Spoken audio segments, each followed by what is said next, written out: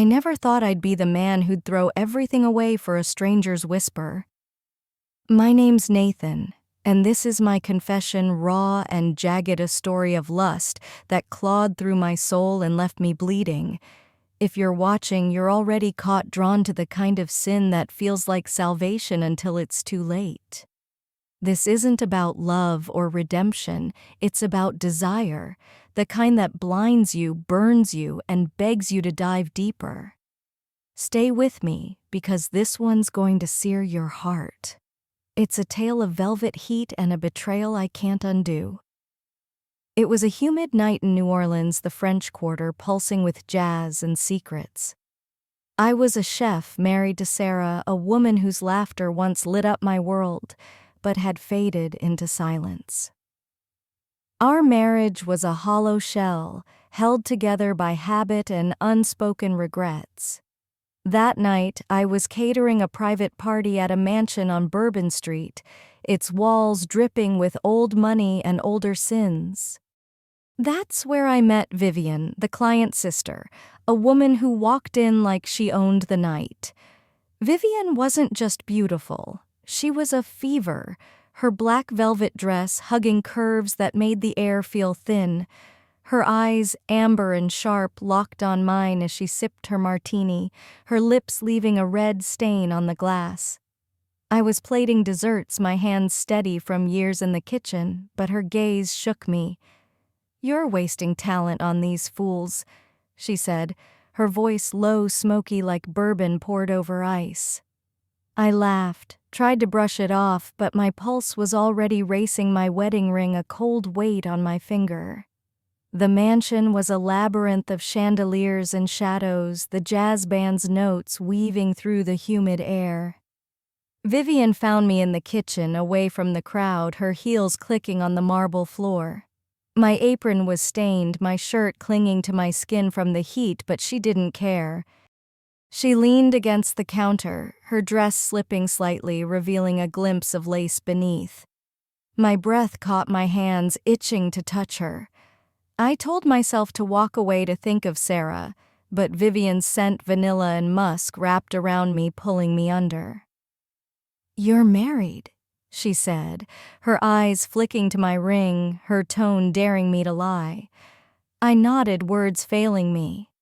"Does she make you burn?" she asked, stepping closer, her fingers brushing my arm. The question was a blade cutting through years of routine, of quiet nights and fading passion. I didn't answer, but my silence was a confession. Her smile was slow, wicked, like she'd already claimed me. The kitchen was dim-lit only by the flicker of a single candle, the jazz drifting in like a siren's call.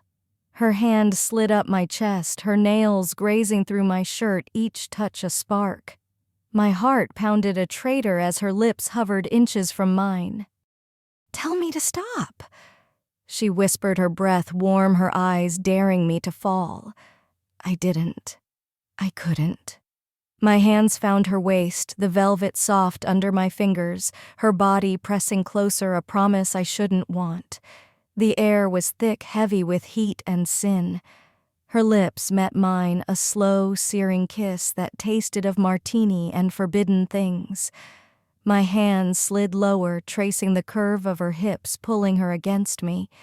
The counter dug into my back, but I didn't care. The jazz swelled, the candles flame, dancing, casting shadows that wrapped us in a haze of desire. I was drowning, and Vivian was the tide pulling me deeper with every touch. Her kiss was a fire spreading through me, burning away every thought of Sarah. Vivian's hands were bold now, tugging at my shirt buttons, popping as she pressed herself closer. The velvet of her dress was a tease, soft and warm, slipping under my fingers as I explored her curves. The kitchen was our world, the jazz a pulse that matched the frantic beat of my heart. Her nails raked down my back, a sharp sting that made me gasp, my body alive with want. I lifted her onto the counter, her legs wrapping around me, the velvet riding up to reveal smooth thighs and black lace. My hands roamed greedy, memorizing every inch of her. Her breath was ragged, her lips parting as she whispered my name, each syllable a chain binding me to her.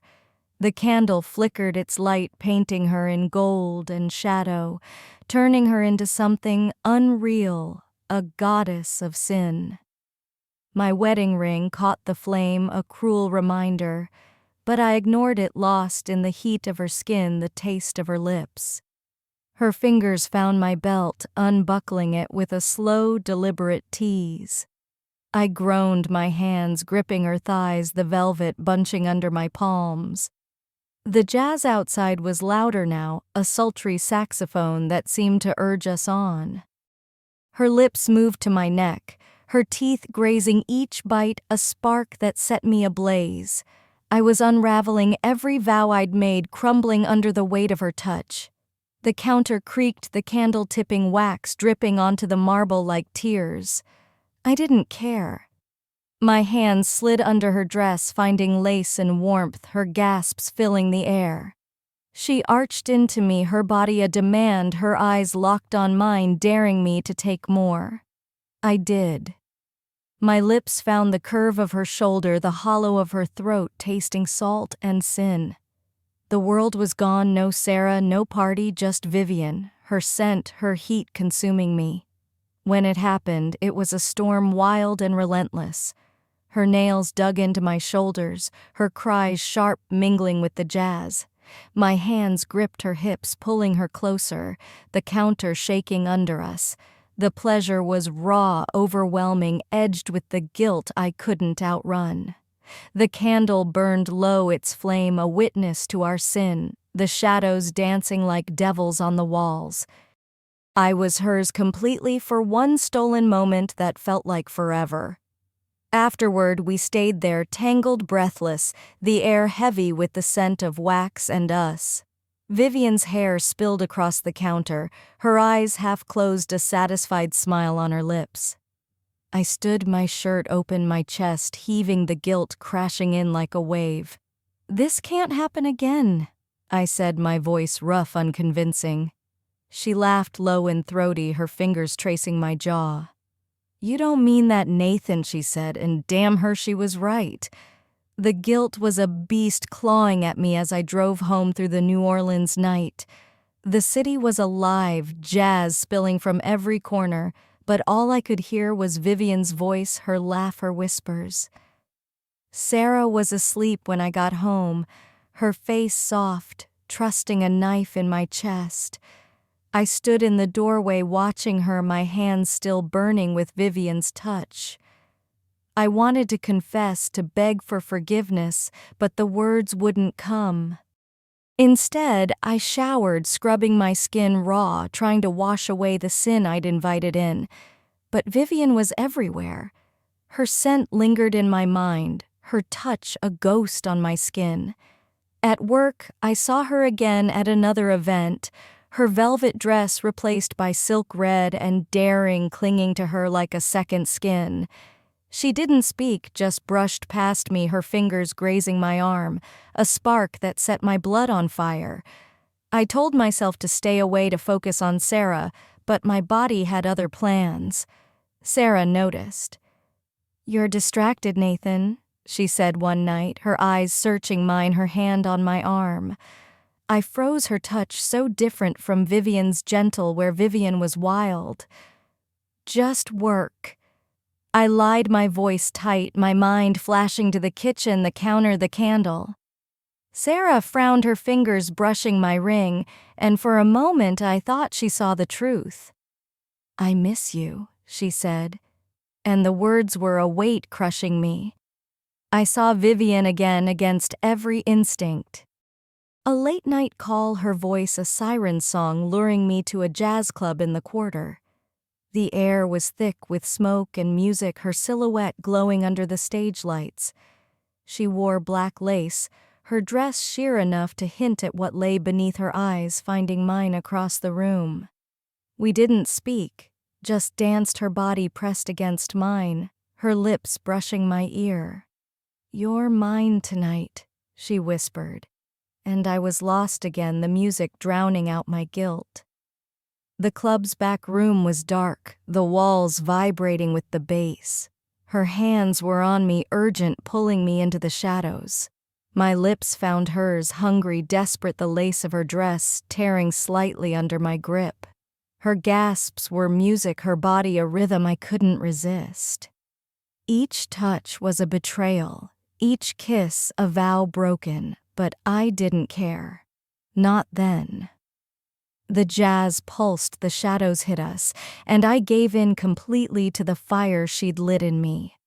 The affair became a fever burning through me, consuming every moment. Stolen nights in hotel rooms, quick touches in alleyways, always under the cover of jazz and neon. Vivian was a drug. Her touch a high I chased even as it destroyed me. Sarah's smiles grew rarer, her questions sharper. "Where were you, Nathan?" she'd ask, her voice trembling, her eyes searching for lies.